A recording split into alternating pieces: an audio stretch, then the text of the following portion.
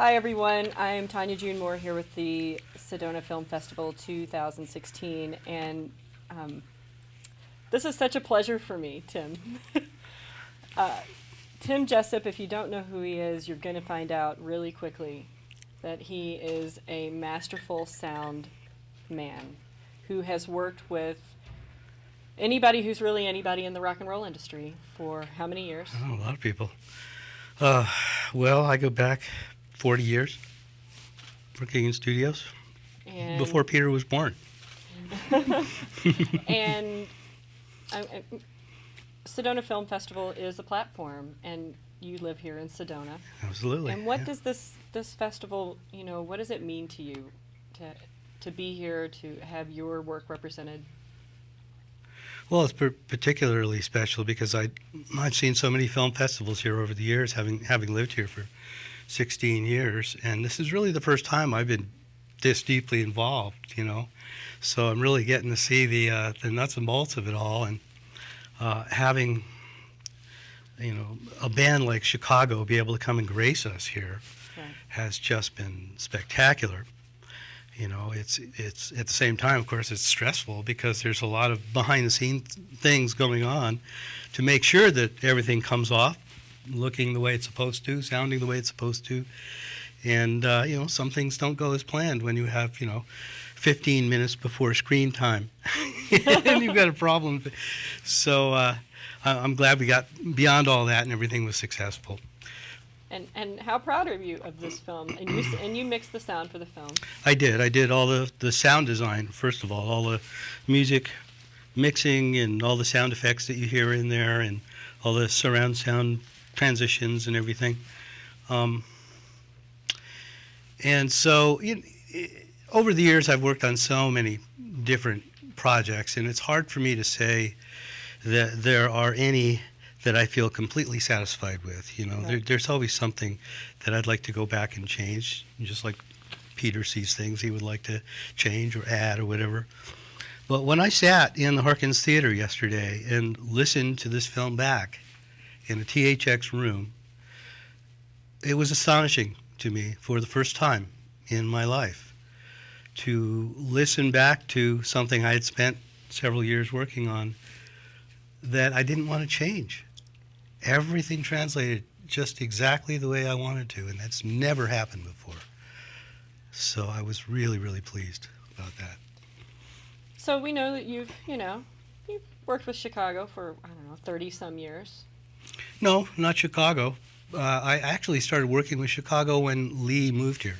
Oh, so... Yeah, okay. And that was in 2010. So that was just 6 years ago. Seems like a lifetime. It does seem like a lifetime. A lot of things have changed in 6 years. Give me a list of everyone else.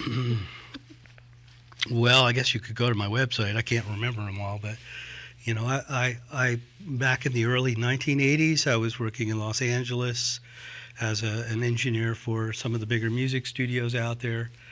Kendon Recorders being one of them. That was a 6-studio complex with 4 large recording studios, one of them being where REO Speedwagon had cut their album High Infidelity the year before I got there, and mastering rooms. So I found myself at 25 years old in the upper echelons of the music industry. That's pretty intimidating when you're walking around and you're working in the studio with people like Quincy Jones and James Ingram and Christopher Cross and all these top, Grammy Award winning artists, Gladys Knight, The Temptations, a lot of R&B back in those days we worked on. So DeBarge I worked with, and Atlantic Star, I don't know if you remember them. They had a really big song on the wedding circuit. That's not... and you make people sound really, really good. Well, there is an art to sculpting sound, to making instruments sound polished and to blend together in a way that everything has its place, and harmonically works together. Working with Chicago is a huge challenge because there's a lot going on in that music.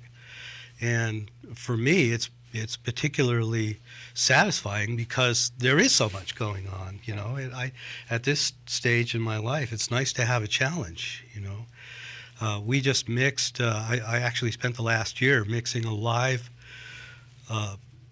performance that Chicago had recorded at Symphony Hall in Chicago with the Chicago Symphony Orchestra, members of the orchestra. So now I have this, you know, huge rock band with a whole orchestra behind them, and you know, trying to make room for everything to come through. And we finally finished it, and it was just mastered by Bob Ludwig in his facility out of Maine. And Bob is of course just a genius. To look at his discography is literally reading music history with awe. I mean, he doesn't list which Police albums he mastered. It just says entire catalog. Steely Dan, entire catalog, you know, down the list. So it's wonderful to have his touch on what we're doing with Chicago. Aside from Chicago, is there anybody you've mastered for that, you know, you just really like and enjoy doing? It's easier or it's more in depth? Is there anybody you can? You know, pretty much anything I've worked on, I've really enjoyed. It's all creative, and as long as I'm being, you know, immersed in creativity and following that passion that I have, it's all good, and it's quite diverse, the projects I've worked on. The polar opposite of Chicago, I worked on a Stanley Jordan album here in town, going back about 5 years ago now, I think it was. Mm-hmm. His album was called State of Nature, and we got a Grammy nomination for that. And I mixed it in my living room. Well, I think that you're a music genius that's maybe a little underappreciated. So I want to make sure that people know who Tim Jessup is and that your work is it's really valid. Without you, some of this great music doesn't get made. You know, it's nice to be appreciated because sound guys are usually kind of behind the scenes and in the shadows, and we really don't get a lot of attention. But for me, as long as I'm in the trenches and I'm being creative, that's all I need. I really don't need the attention. So it's kind of, it's interesting all of a sudden to be kind of thrown out into the spotlight. It's like, I'm not used to this. Yeah. Anybody have questions? Yeah. You know, every industry has its greats and its average and below average. You can take any industry. In the sound industry, what makes someone great like yourself? What are the qualities? Is it a musician's ear? Is it creativity, innovation? Is it part of the equipment you use? What would it be? You know, what I makes a think sound person great? That is a great question, and I think one of the primary assets of a really good sound person, and this goes for not just sound, but video editing or you know, any creative endeavor really, it is patience. It is having the patience to live in the minutia of the finest details of what you're working on. And the more time you're willing to spend in that minutia, in polishing every little detail that you can find, it just elevates the whole process. And of course, working with Chicago, I have some big shoes to fill. You know, the film itself was dedicated to Phil Ramone at the end. And Phil engineered a number of Chicago's albums going all the way back. And Phil is an iconic engineer in the industry, and sadly he passed away several years ago. We lost him. But there are many top engineers that have been inspirational to me over the years. And the sounds that they would get on particular instruments, for instance, when I listened to Roger Nichols' treatment of Steely Dan albums and the high definition that you hear, that was something for me to excel to and to try to figure out how did he get these sounds? Why does it sound that way? And how can I share that with the band I'm working with right now? Mm-hmm. You know, can I take a Chicago live recording and make it sound like Roger Nichols had spent the last 3 years working on it? You know, it's a challenge. we all have our inspirations, and so for me it's a big responsibility to step into the shoes of some of the greats that have worked with Chicago over the years, and I think of them as mentors. Not that I know them personally. I have had personal mentors in the business, some fantastic engineers going back into the early 80s. People like Joe Ciccarelli, who did all the early Frank Zappa stuff, and later on Elton John and U2 and a whole bunch of others. Chad Himes, who mixed all of Christopher Cross's albums. And you remember when those albums came out? They were on vinyl, but they sounded like a CD. They were so clean. It was just amazing. And that was Chet's ear. That was, you know. So I hope I've answered your question, but that's... Thank you very much. Okay. Ken? Was this your first film score, or have you done other films? Has he done other films? I've worked on many films over the years, but and I've done a lot of sound design. In fact, I used to own a business in Phoenix for a number of years where I did exclusively sound design to picture, but mainly my clients were advertising agencies like BBD&O and McCann Erickson, and a lot of the big guys, Leo Burnett out of Chicago, and of course all the local agencies down in Phoenix, Moses Anschel, etc. But there were also occasionally the film companies that would come through, like Disney, for instance. I worked on Homeward Bound for Disney, but primarily when I was working on a film at that time, I was doing ADR, you know, replacing the dialogue in the studio and editing dialogue and making that sync up, you know, lip sync. You know, when you go see a major film and you're watching the dialogue on the screen, the voices you're hearing are generally not the voices that were recorded when the film was shot. It's dubbed in after the fact, but it looks perfectly synced up.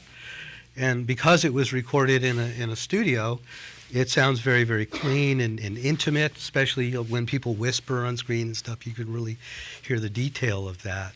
So I did a lot of ADR. I worked with Fox Animation when they built their facility in Phoenix and worked on Anastasia for them, editing the dialogue of John Cusack and Meg Ryan for that film. A lot of animated stuff I've worked on. But the Chicago film is a documentary. And documentaries, you can't go back and do ADR. You know, you have to work with your live production sound.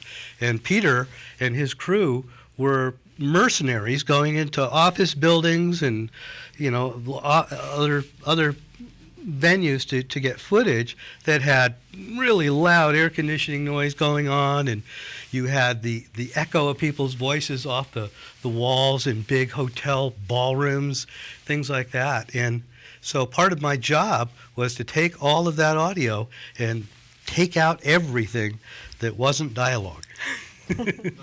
And you cannot, it sounds like we went back and ADR'd the whole film. It's that clean. And it's because the software has elevated itself to where we find it today, to be able to magically take out anything that doesn't belong there, all the air conditioning. There are several scenes with Clive Davis in the film where he's speaking in his, what floor was he on? It was like the 30th floor, of a high-rise in New York City, and the air conditioning was so loud, it was louder than Clive's voice. And Clive speaks very softly, and he kind of mumbles a little bit. I mean, he's getting up there in age. And so his voice was just buried in all that rumble. And you can't tell when you listen to the film. We were able to remove all of it, and it just worked out terrifically. In any film, the first thing you have to really dial in is your dialogue track all the way through, because that's your anchor, and everything else is related to that. So I spent a long time just really polishing that dialogue and getting it perfect, and all the music is just related to it. I know I appreciate it, and I want other people to appreciate how hard it is for the people behind the scenes to make it perfect for the viewers.